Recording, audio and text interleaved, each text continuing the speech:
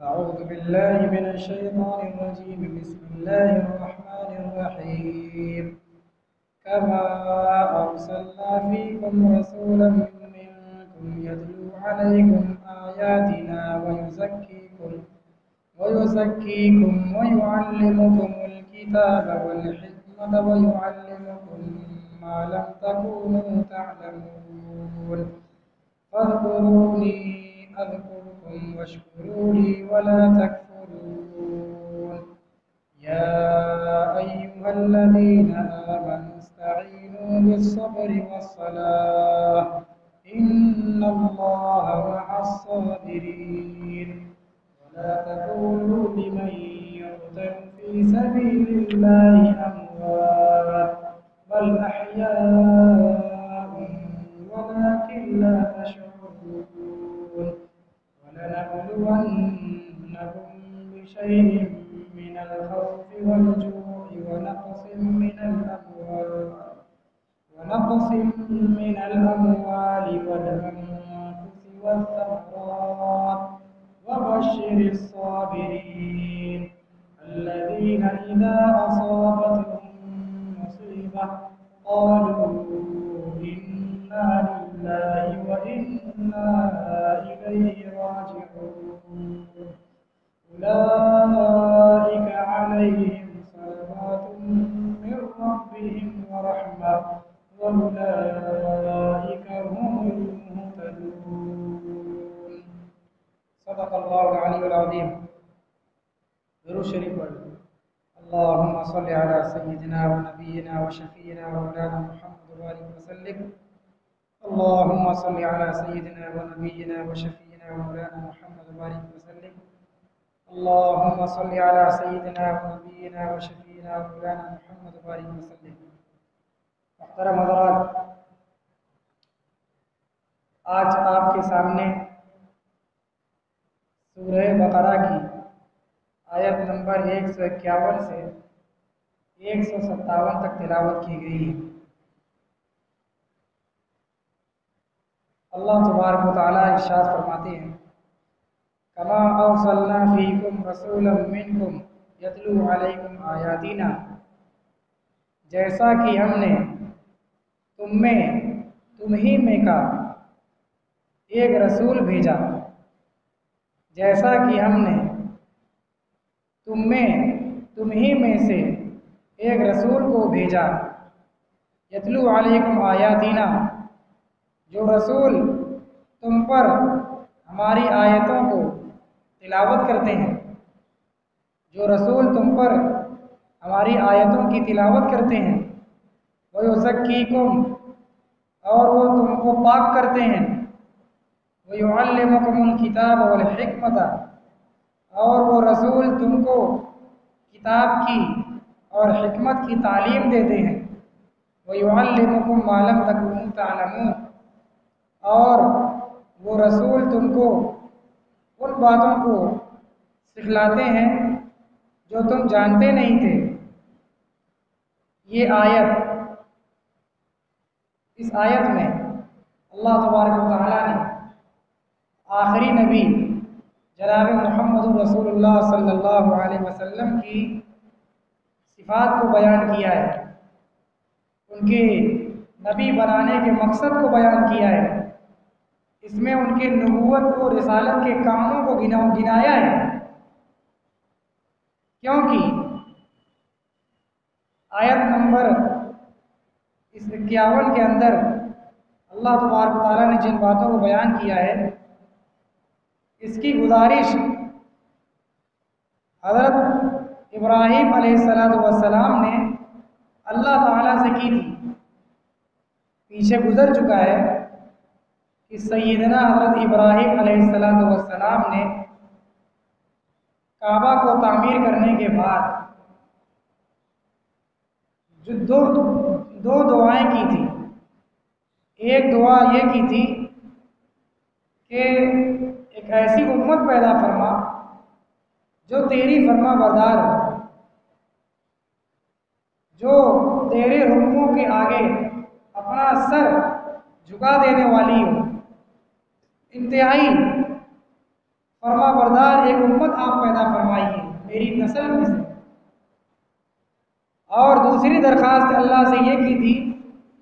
کہ اس امت میں انہی میں کا ایک رسول بھیجیے جو ان پر آپ کی آیتوں کی تلاوت کرے اور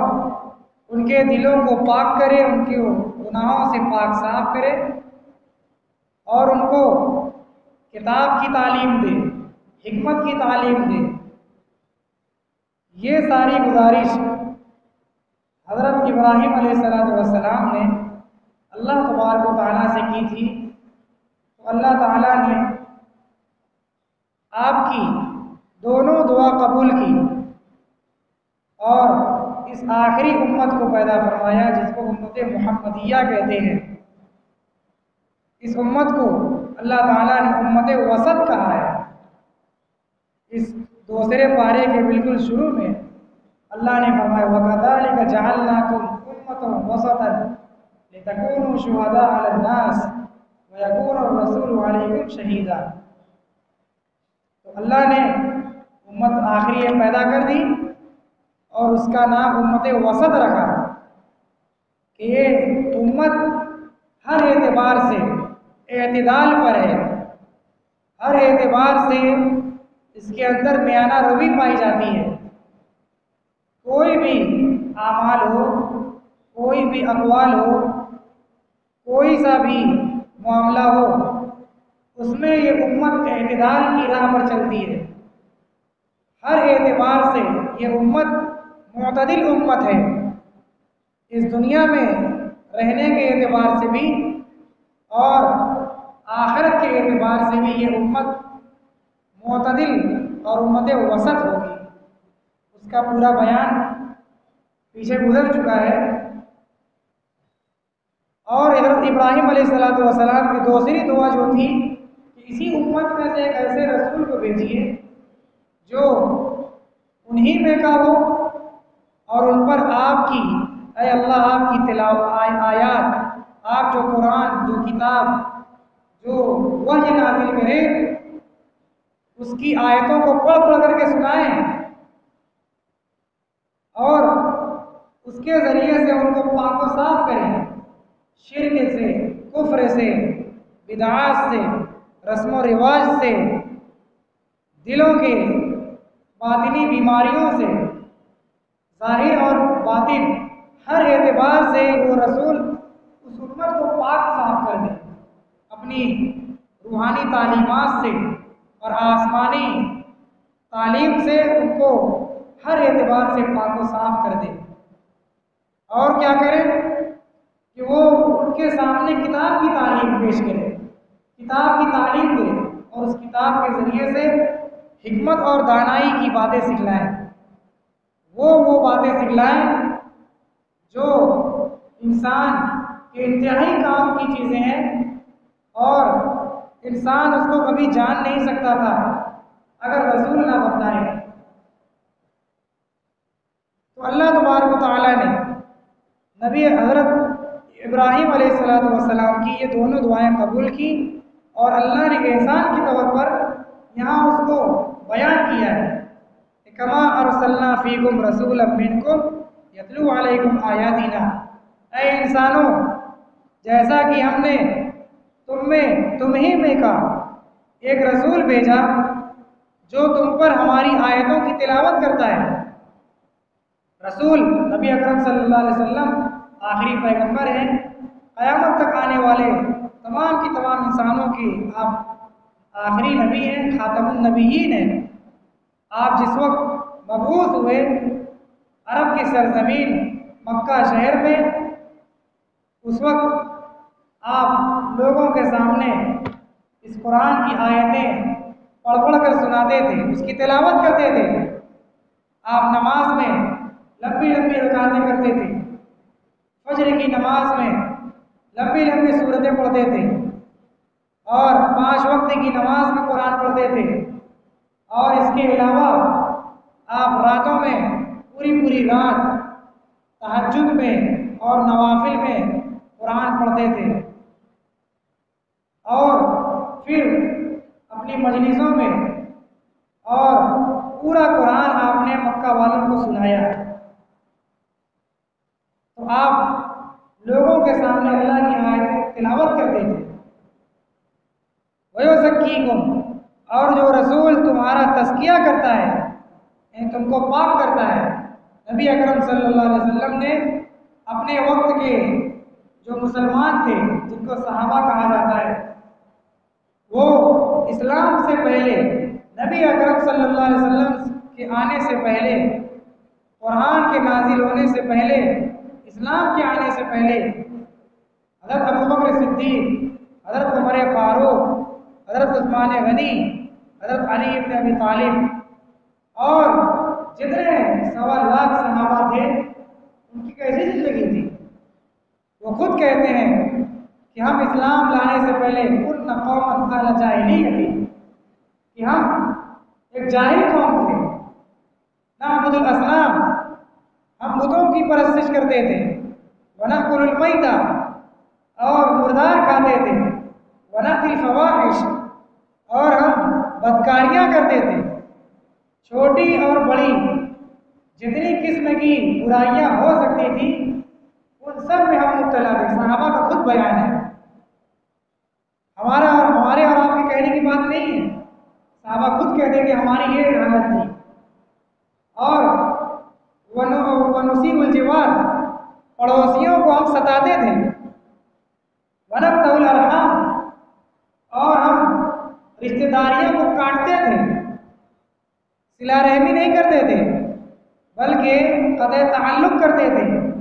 بدسلوکی کرتے تھے، مسافروں کے مالوں کو لوٹ لیتے تھے، اور وَيَأْكُلُ مِنَ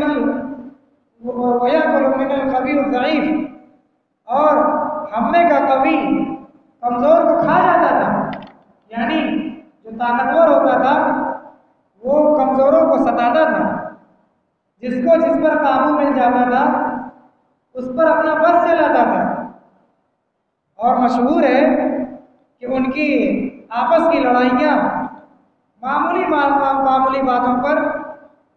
40 برس تک اور ایک لمبے زمانے تک ان کی لڑائیاں رہتی تھی۔ یہ حالت تھی ان کی اسلام آنے سے پہلے۔ تو نبی اکرم صلی اللہ علیہ وسلم نے ان کے دلوں کو پاک کیا۔ ان کی زبان ایسی تھی کہ دنیا والے ان کا مقابلہ نہیں کر سکتے تھے۔ وہ بات کرنے میں بڑے ماہر تھے، وہ عقل اور سمجھداری میں بہت اعلیٰ قسم کے لوگ تھے، لیکن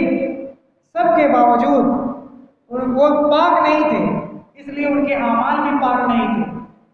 ان کے دل، ان کے ذہن، ان کے قلب و جگر سب گندے اور ناپاک تھے۔ کفر، شرک اور بت پرستی کی گندگی میں وہ سب ڈوبے ہوئے تھے۔ نبی اکرم صلی اللہ علیہ وسلم نے آ کر کے اللہ کی آیتوں کی تلاوت کی، ان کو قرآن پڑھ کر سنایا اور اس کے ذریعے سے ان کے دل کو پاک کیا۔ قرآن کی آیتیں سنتے رہے، نبی اکرم صلی اللہ علیہ وسلم کی تلاوت سے مستفید ہوتے رہے،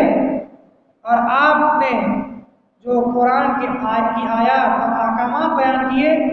ان کے ذریعے سے ان کی زندگی کی اصلاح ہوتی رہی۔ وہ اپنے اعمال کو درست کرتے رہے، اور رفتہ رفتہ وہ اتنے پاکیزہ لوگ بنے کہ آج دنیا میں نہ ان جیسا کوئی ہے اور نہ دنیا میں ان جیسا پہلے کوئی پیدا ہوا اور نہ آئندہ ان جیسا کوئی ہو سکتا ہے۔ ایسے لوگ ہوئے۔ خود حضرت عمر بن خطاب رضی اللہ تعالی عنہ کا بیان ہے کہ اعزنا اللہ بالاسلام، کہ اللہ نے ہمیں اسلام سے عزت دی ہے۔ ہم خود اپنے بارے میں کہتے تھے کہ عمر بن خطاب تیری کیا حیثیت تھی، تو اسلام لانے سے پہلے اپنے باپ خطاب کے اونٹ کو چراتا تھا، اور اونٹ چرانا بھی تجھ کو نہیں آتا تھا، اونٹ بھی چرانے کا ڈھنگ نہیں تھا تم کو، لیکن اسلام کے ذریعے سے تم کو آج اتنی عزت ملی، اتنی صلاحیت ملی اتنا سلیقہ ملا کہ آج پوری حکومت تمہارے ہاتھ میں ہے اور کتنے لاکھوں انسانوں پر تمہاری حکومت ہے، کتنے ملکوں پر تمہارا دبدبا اور تمہارا سکہ چلتا ہے۔ تو یہ صحابہ کرام، ان کے دلوں کا اللہ تبارک و تعالیٰ نے نبی اکرم صلی اللہ علیہ وسلم کے ذریعے تزکیہ کیا، ان کو پاک و صاف کیا، ان کو انسان بنایا۔ وَيُعَلِّمُكُمُ الْكِتَابَ، اور وہ رسول تم کو کتاب کی اور حکمت کی باتیں بتلاتے ہیں۔ کتاب یہ قرآن کریم، اور حکمت سے مراد سنت ہے۔ کتاب پر عمل کرنے کا سلیقہ، کتاب میں جو احکامات ہے اس کا کیا مطلب ہے، کیا مفہوم ہے، کیا مسئلہ اس کا ہے، اس کو کہتے ہیں قرآن کی زبان میں حکمت، اسی کو کہا جاتا ہے سنت۔ آپ اللہ کے پیغامات کو، اللہ کے طریقے کو اور اللہ کے حکم کو کتاب کے ذریعے سے لوگوں کو سکھلاتے ہیں۔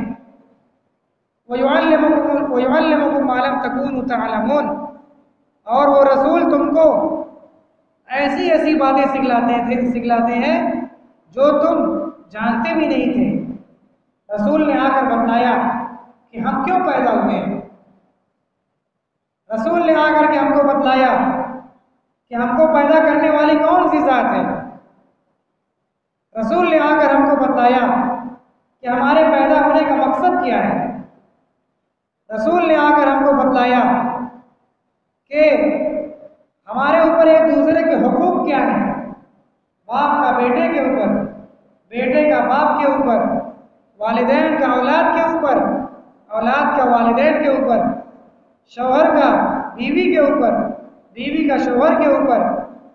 ایک خاندان والے کا دوسرے خاندان والے کے اوپر، ایک رشتہ دار کا دوسرے رشتہ دار پر، آپس میں ایک انسان کا دوسرے انسان پر کیا حق ہے، اور ایک دوسرے مخلوق پر، ایک مخلوق دوسری مخلوق سے کس طریقے سے پیش آئے، آپس میں ہم سب ایک دوسرے سے کس رویے کے حقدار ہیں، یہ ساری تفصیلات، یہ ساری ڈیٹیل اور یہ سارے آداب و احکام یہ رسول نے بتائے۔ رسول کے آنے سے پہلے دنیا جینے کا سلیقہ نہیں جانتی تھی، خود اپنے وجود سے غافل تھی، اس کو یہ پتہ ہی نہیں تھا کہ ہم ہیں کیا چیز، ہم آئے کہاں سے ہیں، ہمیں کیوں بنایا گیا ہے، اور ہمارا بنانے والا ہے کون، وہ ہم سے کیا چاہتا ہے، اس کی مرضی کیا ہے، اس کی ناراضگی کی چیزوں میں ہے، اس نے ہمارے لیے کیا چیزیں حلال کی ہیں، کون سی چیز ہمارے لیے حرام ہے، کون سی چیز ہمارے لیے استعمال کرنا جائز ہے اور کون سی چیز ہمارے لیے ناجائز ہے، کن سے ہم رشتہ داریاں کر سکتے ہیں اور کن سے ہماری رشتہ داری نہیں ہو سکتی، یہ ساری چیزیں انسان پہلے نہیں جانتا تھا۔ رسول نے آ کر بتلایا، رسول نے آ کر سکھلایا، رسول نے آ کر جینے کا سلیقہ سکھلایا ہے، انسان کو انسان بنایا ہے۔ اور پھر یہ تو پوری دنیا میں رہنے کی تفصیل ہے، یہ مرنے کے بعد کیا ہوگا، مرنے کے بعد انسان کہاں چلا جا رہا ہے، ہم سے پہلے جو لوگ دنیا میں آئے وہ آج کہاں ہیں، وہ اگر قبر میں ان کو دفنایا گیا تو قبر سے غائب کیوں ہو گئے، قبر نے ان کے وجود کو کہاں پہنچا دیا، اور ان کی گلی سڑی ہڈیاں وہ آخر کس کام کی ہیں، اور ایک دوسرے کے اوپر جو حقوق باقی رہ گئے انسانوں کے، کسی نے کسی پر ظلم کیا ہے، کسی نے کسی کا حق دبایا ہے، کسی کا بقایا کسی کے ذمہ ہے، اور ایک دوسرے کے حقوق جو رہ گئے ہیں وہ ادا نہیں کر پائے، آخر اس کو کس زمانے میں پورا کیا جائے گا، کون سی ایسی ذات ہے جو ایک انسان کو دوسرے انسان سے حق دلا سکے، جو ہر مخلوق کو اس کا حق اس کے ساتھ انصاف کر سکے، ایک آدمی کے اوپر ناانصافی ہوئی، اس کے ساتھ ناانصافی ہوئی، اس پر ظلم ہو گیا، اور وہ اپنی کمزوری کی وجہ سے، اپنی بدقسمتی کی وجہ سے، یا اپنی موت آ جانے کی وجہ سے اپنا حق ادا نہیں کر سکا، اپنا حق نہیں لے سکا، تو کون سی ذات ہے یا کون سی جگہ ہے جہاں پر اس کو اس کا حق دلایا جا سکے، اور کون سی ایسی پاورفل اور انتہائی طاقتور ذات ہے جو ہر ایک بڑے سے بڑے طاقتور اور جبار سے حق چھین کر کمزور کو دے سکے، مظلوم کی دادرسی کر سکے اور ظالم کو کے ظلم سے اس کو نجات دلائے۔ یہ ساری باتیں آ کر کے رسول نے بتلائی کہ اس دنیا کا ایک ختم پر قیامت قائم ہوگی، اس دنیا کی زندگی بھی محدود زندگی ہے، اور پھر قیامت قائم ہوگی اور حساب و کتاب ہوگا، اور وہاں اللہ تبارک و تعالیٰ جس ذات نے ہم کو پیدا کیا ہے وہ حساب لیں گے، اور وہاں کسی پر بال برابر بھی ذرہ برابر بھی ظلم نہیں ہوگا۔ فَمَن يَعْمَلْ مِثْقَالَ ذَرَّةٍ خَيْرًا يَرَهُ۔ اس دنیا میں اگر کسی نے ایک ذرہ برابر بھی نیکی کی ہے، تو رائی کے دانے کے برابر بھی نیکی کی ہے، تو اس کا بدلہ، اس کا ثواب، اس کا بینیفٹ، اس کا فائدہ اس کو مل کر رہے گا۔ اور اگر اس دنیا میں کسی نے رائی کے دانے کے برابر بھی برائی کی ہے، فَمَن يَعْمَلْ مِثْقَالَ ذَرَّةٍ شَرًّا يَرَهُ۔ اور اس دنیا میں جس نے رائی کے دانے کے برابر بھی برائی کی ہوگی، تو وہاں اس کو اس کا حساب دینا پڑے گا، اس کو اللہ تعالیٰ اس کے سامنے لائیں گے، اس سے کوئی بچ نہیں سکتا ہے۔ تو رسول نے آ کر یہ ساری چیزیں ہمیں بتائی، دنیا کے سارے دماغ مل کر، سارے ڈاکٹر مل کر، سارے سائنسداں مل کر اور سارے ماہرین مل کر یہ باتیں بتا نہیں سکتے تھے، یہ رسول نے آ کر بتائی۔ وَيُعَلِّمُكُم مَّا لَمْ تَكُونُوا تَعْلَمُونَ۔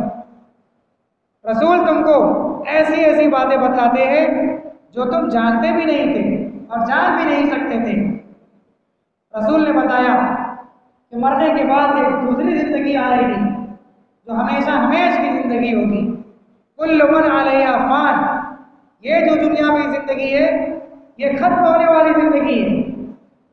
اس کی ہر چیز فنا ہونے والی ہے، یہاں کا ہر شخص مرنے والا ہے۔ کل نفس ذائقۃ الموت، ہر نفس کو یہاں موت کا مزہ چکھ کر رہنا ہے، ہر روح کو یہاں فنا ہونا ہے، اور اس کے بعد ایک لامحدود زندگی آئے گی جس کا نام آخرت ہے، جس میں دو ٹھکانہ ہے، ایک جنت جو اللہ کو ماننے والی اور اپنے پیدا کرنے والے کے مطابق زندگی گزارنے والے کا ٹھکانہ ہوگا، اور ایک ٹھکانے کا نام جہنم ہے جو آگ ہے، آگ جس میں جتنی بھی بھیانک سے بھیانک تکلیف اور بے چینی اور درد ہم محسوس کر سکتے ہیں دنیا میں، اس سے کہیں اعلیٰ درجے کی تکلیف، بے چینی اور دکھ درد اس جہنم کے اندر اللہ نے تیار کر رکھا ہے، اتنا برا ٹھکانہ ہے۔ وساعت مصیرہ، جنت سے برا کوئی ٹھکانہ نہیں ہے، نہ اس دنیا میں نہ آخرت میں۔ تو یہ دو ٹھکانے ہیں، تو ہم لوگوں کو، ہر انسان کو یہ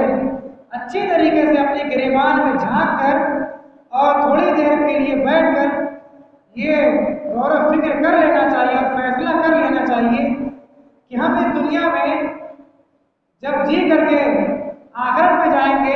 تو ہمارا ٹھکانہ کیا ہوگا۔ اگر جنت چاہتے ہیں جو انتہائی آرام دہ جگہ ہے، دنیا میں پورے انسان مل کر ایک شخص کو جتنی بھی راحت کی چیزیں پہنچا سکتے ہیں، جتنے بھی آرام اور سکون کی چیزیں اس کو دے سکتے ہیں، جتنے بھی بہترین سے بہترین نعمتیں اس کو دے سکتے ہیں، اس سے کہیں اعلیٰ کوالٹی کی اور کہیں درجہ بہتر اللہ تعالیٰ نے راحت و سکون اور نعمتیں جنت میں تیار کر رکھی ہیں۔ جنت کے بارے میں اللہ رب العزت نے نبیوں کے ذریعے سے، نبی اکرم جناب محمد رسول اللہ صلی اللہ علیہ وسلم کے ذریعے سے ہم انسانوں کو بتلایا کہ جنت ایسی چیز ہے، ایسی جگہ ہے مالا عین رأت، کہ نہ ویسی جگہ کسی آنکھ نے آج تک دیکھی ہے، ولا اذن سمعت، اور نہ کسی کان نے اس سے بہتر جگہ کے بارے میں آج تک سنا ہے، ولا خطر علی قلب امرئ، اور نہ کسی کے دل میں اتنا خیال گزرا ہے اتنی راحت و سکون کا، کسی آنکھ نے نہ اسے سنا ہے، نہ کسی کان نے دیکھا ہے، اور نہ کسی کان نے ویسا سنا ہے، اور نہ کسی انسان کے دل میں آج تک ویسا تصور گزرا ہے راحت و سکون کا، اس سے کہیں بہتر اللہ نے جنت تیار کر رکھی ہے۔ تو یہ ساری چیزیں اللہ نے رسول کے ذریعے سے بتائی ہیں، جن سے پہلے ہم انسان اس سے واقف نہیں تھے، ہم سب کچھ نہیں جانتے تھے۔ تو اللہ تعالیٰ کا کتنا بڑا احسان ہے کہ اللہ نے رسولوں کے ذریعے سے ہمیں ہدایت عطا فرمائی، اور ہم سب کو امت مسلمہ میں پیدا فرمایا، اور ہم مسلمانوں کو یہ کتنی بڑی خوش قسمتی کی بات ہے کہ ہمیں ایمان کی دولت عطا فرمائی، اور ہمیں قرآن پڑھنا نصیب ہوا۔ قرآن کو ہم پڑھ سکتے ہیں، سن سکتے ہیں، پڑھا سکتے ہیں، اس کا معنی اور مطلب ہم سمجھ سکتے ہیں۔ یہ ہدایت کی چیزیں ہم سن کر، پڑھ کر، سمجھ کر غور و فکر کر سکتے ہیں، اور اپنی آنے والی زندگی کے بارے میں بہترین فیصلہ کر سکتے ہیں کہ ہمیں کیا کرنا چاہیے۔ تو اللہ تبارک و تعالیٰ نے اس آیت نمبر 151 میں کما ارسلنا فیکم رسولا منکم یتلو علیکم آیاتنا، اس آیت میں اللہ نے رسول کی بعثت کا مقصد بیان فرمایا ہے۔ اس میں ہم سب کو بہت غور کرنا چاہیے کہ دیکھیے اللہ نے بیان فرمایا کہ اللہ نے تمہیں میں ایک رسول بھیجا جو تم پر اللہ کی آیتوں کی تلاوت کرتا ہے۔ معلوم ہوا کہ اللہ کی کتاب کی تلاوت کی جائے گی، اور یہ تلاوت نفع سے خالی نہیں ہے، یہ تلاوت جو لوگ بھی کریں گے اور جن کے سامنے کی جائے گی دونوں کو نفع ہوگا، اور یہ تلاوت چاہے سمجھ کر ہو چاہے بلا سمجھے ہو۔ علماء ہیں تو وہ تلاوت کرتے ہیں، اس کا معنی بھی سمجھتے رہتے ہیں کیونکہ وہ ان کے اس کا معنی اور مفہوم پڑھے ہوئے ہیں، لیکن ایک عام آدمی، ایک عام مسلمان جو صرف قرآن کے حروف کو پڑھنا جانتا ہے اور اس کے حروف کو اس نے سیکھ لیا ہے پڑھنا، جس کو تلاوت کہتے ہیں، وہ بھی اللہ نے مقصد بنایا ہے، اس کو صرف تلاوت کرنی ہے اور معنی اور مفہوم علماء سے سننا ہے اور اسے سیکھنا ہے، لیکن تلاوت اس کو روزانہ کرنی ہے۔ اللہ تبارک و تعالیٰ نے قرآن کی میں 21ویں پارے کے اندر فرمایا اتل ما اوحی الیک من الکتاب، اے نبی جو کتاب آپ کے اوپر بھیجی جا رہی ہے اس کی تلاوت کرتے رہیے، اس کی تلاوت کر کر لوگوں کو سنائیے۔ دیکھیے نبی اکرم صلی اللہ علیہ وسلم کو تلاوت کا حکم دیا جا رہا ہے، کیا مطلب؟ یعنی آپ کے ذریعے سے اس امت کو تلاوت کا حکم دیا جا رہا ہے۔ یہ کتاب یہ رکھنے کے لیے نہیں ہے، سجانے کے لیے نہیں ہے، اور یہ صرف تہ کر کے تاخ میں رکھنے کے لیے نہیں ہے، بلکہ یہ قرآن تلاوت کرنے کے لیے اللہ نے بھیجا ہے۔ جس زمانے میں لوگ اس کا اہتمام کرتے تھے وہ زمانہ سب سے بہتر تھا، وہ لوگ سب سے بہتر تھے، وہ لوگ بڑے پاکیزہ لوگ تھے۔ پہلے زمانے میں لوگ تلاوتیں زیادہ کرتے تھے، ان کے اندر جانکاری اتنی نہیں تھی، لیکن ان کے اندر اخلاق مند تھے، طبیعت کے سیدھے تھے، ان کے اندر نماز اور مسجد میں آنے کی دلچسپی تھی، اور ان کے اندر گناہوں کی نفرت تھی اور نیکیوں سے ان لوگوں کو محبت تھی۔ یہ کیوں تھا؟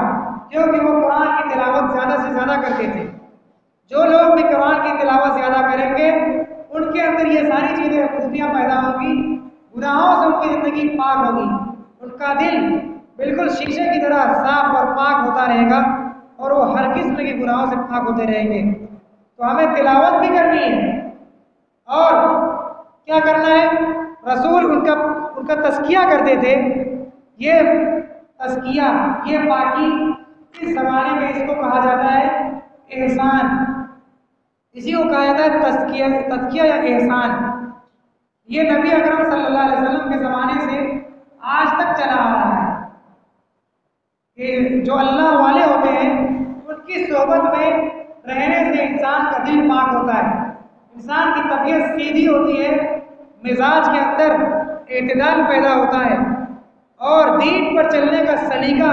نصیب ہوتا ہے، دین پر چلنے کا ہنر اور ڈھنگ آتا ہے۔ ایک آدمی مسئلہ جانتا ہے لیکن اس پر عمل کرنے کا طریقہ نہیں جانتا۔ صحابہ کرام مسئلہ بھی جانتے تھے اور اس پر عمل کرنے کا طریقہ بھی جانتے تھے۔ مسئلہ ہے کہ نفل پڑھیے، آپ کو ثواب اللہ تبارک و تعالیٰ آپ کی نیت کے مطابق زیادہ سے زیادہ دیں گے،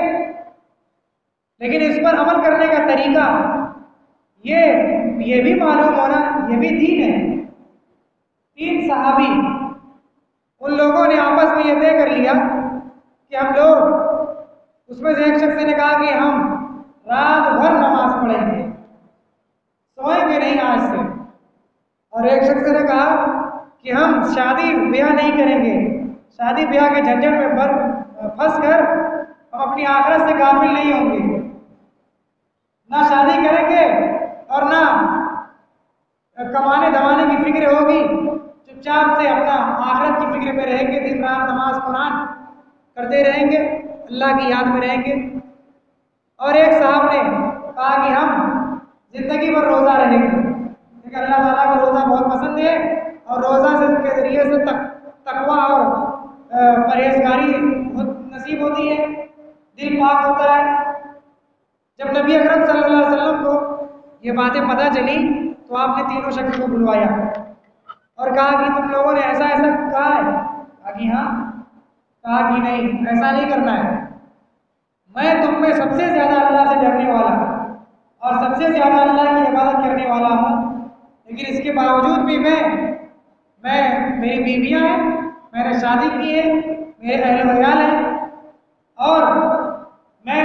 رات کو سوتا بھی ہوں اور میں روزہ بھی رکھتا ہوں اور بے روزہ سے بھی رہتا ہوں، تو تم پر تمہارے جسم کا بھی حق ہے۔ وَلِجَسَدِكَ عَلَيْكَ حَقٌّ إِنَّ لِجَسَدِكَ عَلَيْكَ حَقًّا، تمہارے جسم کا بھی تم پر حق ہے۔ رات بھر سو گے نہیں تو کمزور ہو جاؤ گے، رات بھر دن مسلسل روزہ رکھو گے تو تمہارا جسم کمزور پڑ جائے گا، صحت ڈاؤن ہو جائے گی، اور